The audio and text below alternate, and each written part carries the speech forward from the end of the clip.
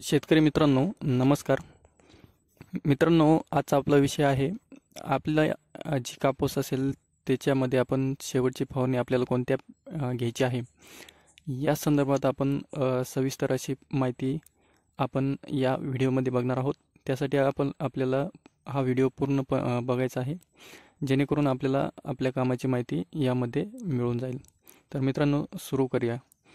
तर शेतकरी मित्रांनो, आपल्याला माहिती असेल आपली जी कपाशी आहे तिला लागवड केल्यापासून जवळपास 100 ते 120 दिवस पूर्ण झालेले असतील. आपली कपाशी सध्या बोंडे किंवा फळ लागण्याच्या अवस्थेमध्ये आहे आणि त्यासाठी आपल्याला काय करायचं आहे, आपल्या कपाशीचे जे पातेगळ असेल ते थांबवण्यासाठी किंवा आपल्या फळाची साईज जी आहे ती वाढण्यासाठी आपल्याला काय करायचं आहे, विद्राव्य खताची फवारणी घ्यायची आहे. त्यामध्ये आपल्याला काय करायचं आहे, 13-0-45 100 ग्रॅम प्रतिपंप, बोरॉन 10 ग्रॅम प्रतिपंप, झिंक 10 ग्रॅम प्रतिपंप आणि मॅग्नेशियम 10 ग्रॅम प्रतिपंप याप्रमाणे आपल्याला त्याची फवारणी करायची आहे. त्यामुळे काय होणार आहे, आपल्या बोंडाची साईज वाढणार आहे. आणि दुसरं महत्त्वाचं म्हणजे आपल्या कपाशीची जर हाईट ही जास्त असेल तर आपल्याला त्यासाठी एक PGR वापरायचा आहे. त्यामुळे काय होणार आहे, आपल्या कपाशीची हाईट जी आहे ही थांबणार आहे आणि जी आपली कपास जमिनीमधून अन्नद्रव्य घेणार आहे ते डायरेक्टली आपल्या बोंडापर्यंत जाणार आहे.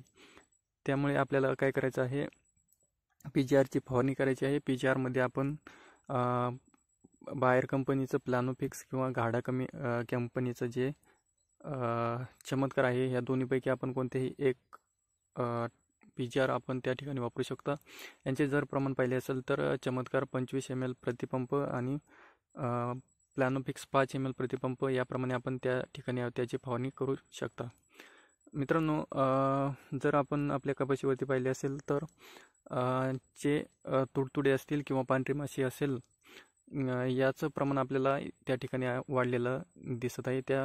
त्यांच्या जे रस शोषण करतात त्यामुळे जे आपले कपाशीचे पाने आहेत त्या ठिकाणी वाकडे होताना आपल्याला दिसत आहे. त्यांच्या मागील बाजूस आपल्याला ज्या शिरा आहेत त्या लालसर होताना दिसत आहे.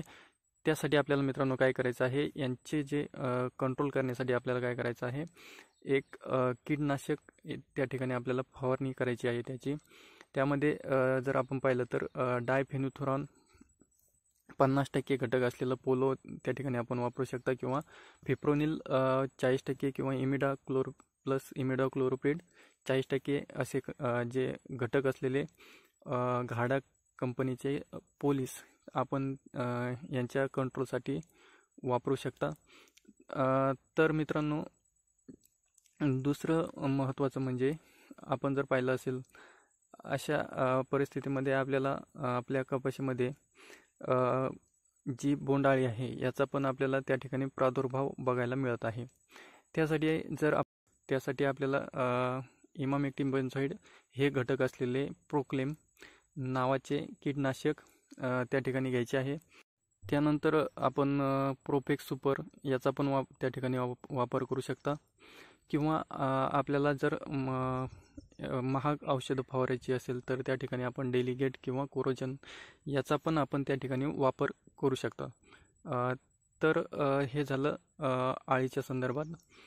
यांच्या सोबतच आपल्या जर पिकाला जे बुरशी आहे याचा जर प्रादुर्भाव होण्यापासून आपल्याला त्या ठिकाणी रोखायचं असेल तर त्यासाठी आपल्याला काय करायचं आहे, एक बुरशीनाशकाची आपल्याला फवारणी घ्यायची आहे. त्याच्यामध्ये आपण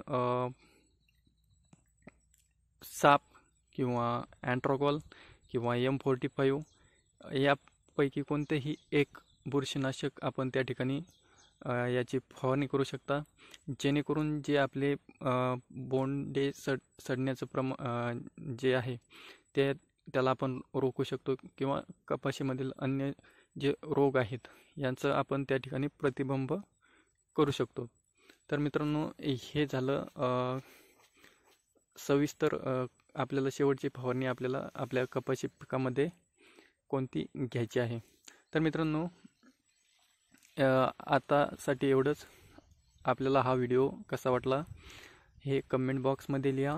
आपल्या चॅनलला सबस्क्राईब करा आणि इतरांपर्यंत, तुमच्या मित्रापर्यंत शेअर करा, जेणेकरून अशीच कामाची माहिती आम्ही तुमच्यापर्यंत पोहोचवू.